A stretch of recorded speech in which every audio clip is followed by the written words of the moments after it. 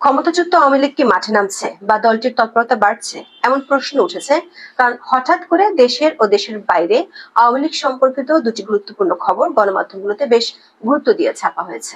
অন্তর্বর্তী সরকার নির্বাহী আদেশে দলটির কার্যক্রম নিষিদ্ধ থাকলেও তৎপরতা সরকার থামাতে পারছে না এমন প্রশ্ন উঠছে। এর মধ্যে একটি খবর হলো, প্রায় 1 বছর পর শেখ হাসিনা দলটির 6 গুরুত্বপূর্ণ নেতার সাথে দিল্লিতে মুখোমুখি বৈঠক করেছেন। সেখানে তিনি কিছু নির্দেশনা দিয়েছেন।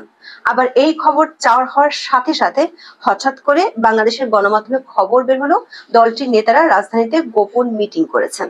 22 জনকে সেই মিটিং থেকে পুলিশ গ্রেপ্তার করেছে। আবার সেনাবাহিনী বলেছে, এই মিটিং এর সংশ্লিষ্ট থাকার অভিযোগে তারা বাহিনীর একজন মেজরের বিরুদ্ধে তদন্ত করছে। সেনাবাহিনী যদিও তাদের বিজ্ঞপ্তিতে কোনো রাজনৈতিক দলের নাম বলেনি, তবে ভাটারা থানায় দায়ের হওয়া মামলার এফআইআর এ পুলিশ লিখেছে ওই মিটিংটি হয়েছিল গত 8 জুলাই। 20 দিন পর কেন এই তথ্য সামনে আনা হলো? আবার আনা হলো তখনই যখন শেখ হাসিনার সাথে দলটির শীর্ষ নেতাদের দিল্লি মিটিং এর খবর চাওয়া হলো। আবার এই মিটিং সম্পর্কে পুলিশ সংবাদ সম্মেলনে যেসব তথ্য দিয়েছে তা নিয়ে দেখা দিয়েছে বেশ কিছু প্রশ্ন। তাহলে কি আওয়ামী লীগের তৎপরতা যে বাড়ছে, বিশেষ করে দিল্লিতে বসে শেখ হাসিনা দলটির শীর্ষ নেতাদের বৈঠকের খবর নিয়ে কি সরকার চিন্তিত? বিস্তারিত জানতে চলুন যাওয়া যাক বিশ্লেষণে।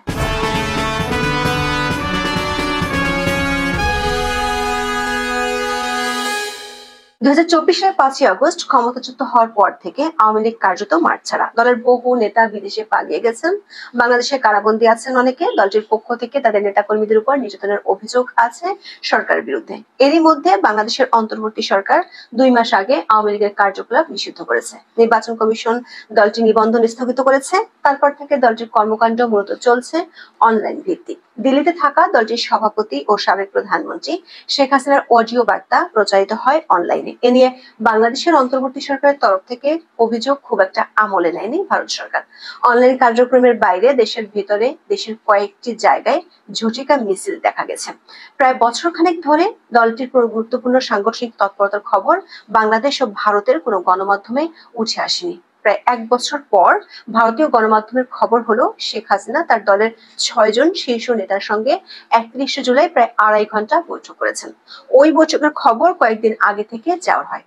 দুটি গণমাধ্যমের খবরে বলা হয়েছে, ভারতে থাকা দলের 6 শীর্ষ নেতা আওয়ামী লীগের প্রেসিডিয়াম সদস্য মোফাজ্জল হোসেন চৌধুরী মায়া, সাবেক মুক্তিযোদ্ধা বিষয়ক মন্ত্রী আকামা মোজাম্মেল হক, দলের প্রেসিডিয়াম সদস্য ব্যারিস্টার জাহাঙ্গীর কবির নানক, যুগ্ম সাধারণ সম্পাদক বাহাউদ্দিন নাজিম, 2 সাংগঠনিক সম্পাদক সুজিত রায় নন্দী ও এস.এম. কামাল হোসেন বৈঠকে হাজির ছিলেন। শেখ হাসিনাই সেই নেতাদের বেছে নিয়েছিলেন দেখা করার জন্য। এর আগে শুধু সাবেক স্বরাষ্ট্রমন্ত্রী আসাদুজ্জামান খান কামাল শেখ হাসিনার সাথে দিল্লিতে দেখা করার সুযোগ পেয়েছিলেন। এর অর্থ হলো, গত বছরের 5ই আগস্টের পর এই প্রথম দলটির এত নেতার সাথে শেখ হাসিনা বৈঠক করলেন। গণমাধ্যমগুলোর খবরে বলা হয়েছে, বর্তমান পরিস্থিতিতে করণীয় সম্পর্কে দলটির ওই 6 নেতাকে বেশ কিছু নির্দেশনা দিয়েছেন। দলের নেতাদের বাংলাদেশের তৃণমূলের নেতা কর্মীদের সাথে নিয়মিত যোগাযোগ রক্ষা করা ও তাদের সহায়তা দেওয়ার নির্দেশ দিয়েছেন, এমনটাই গণমাধ্যমগুলোর খবরে প্রকাশিত হয়েছে।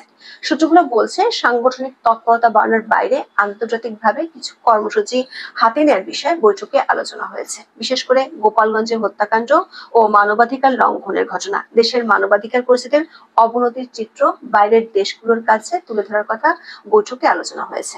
বাংলাদেশের বর্তমান অন্তর্বর্তী সরকারের আমলে মানবাধিকার পরিস্থিতির অবনতির চিত্র নিয়ে আন্তর্জাতিক মানবাধিকার সংস্থাগুলো যে নেতিবাচক প্রতিক্রিয়া দিচ্ছে সেটি প্রচারের বিষয়ে আলোচনা হয়েছে। সবশেষ 30 জুলাই আন্তর্জাতিক মানবাধিকার সংস্থা হিউম্যান রাইটস ওয়াচের এক প্রতিবেদনে দাবি করা হয়েছে, ক্ষমতায় বসার 1 বছরেও মানবাধিকার পরিকল্পনা বাস্তবায়ন করতে পারেনি বাংলাদেশের অন্তর্বর্তীকালীন সরকার। প্রতিবেদনটিতে দাবি করা হয়েছে, অন্তর্বর্তী সরকার সময় রাজনৈতিক প্রতিপক্ষকে দমনে নির্বিচারে গ্রেপ্তার ও অন্যায়ভাবে আটক করা হচ্ছে।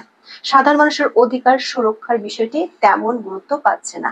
ভিন্নমত দমনে আগের সরকার মতো এখনো বিশেষ ক্ষমতা আইনে শত শত লোককে গ্রেপ্তার করা হচ্ছে বলেও দাবি করা হয়। এক্ষেত্রে আওয়ামী লীগ নেতাকর্মীদের মামলা, গ্রেফতার, গোপালগঞ্জে জাতীয় নাগরিক পার্টির কর্মসূচি ঘিরে হতাহতের ঘটনা এবং সম্প্রতি রংপুরে হিন্দু ধর্মাবলম্বীদের বাড়িঘরে হামলা, লুটপাটের ঘটনাকে উদাহরণ হিসেবে তুলে ধরা হয়েছে প্রতিবেদনটিতে। হিউম্যান রাইটস ওয়াচ দাবি করছে, 2024 সালের 6 আগস্ট থেকে 25 সেপ্টেম্বর পর্যন্ত 92,048টি মামলা করেছে পুলিশ, যার বেশিরভাগই হত্যার অভিযোগে। 1170টি মামলায় প্রায় 400 জন সাবেক মন্ত্রী, সংসদ সদস্য এবং আওয়ামী লীগ নেতাদের নাম রয়েছে। সূত্রগুলো বলছে, শেখ হাসিনার সাথে বৈঠকে নেতারা জাতিসংঘের বিরুদ্ধে আন্তর্জাতিক ক্ষেত্রে প্রচারে নামার বিষয়টি তুলেছেন। তারা মনে করেন, আওয়ামী লীগকে ক্ষমতাচ্যুত করার জন্য জাতিসংঘ মানবাধিকার কমিশনের প্রধান ভলকার তুর্ক সেনাবাহিনীর বিরুদ্ধে বিধি বহির্ভূতভাবে চাপ প্রয়োগ করার ক্ষেত্রে ভূমিকা রেখেছিল।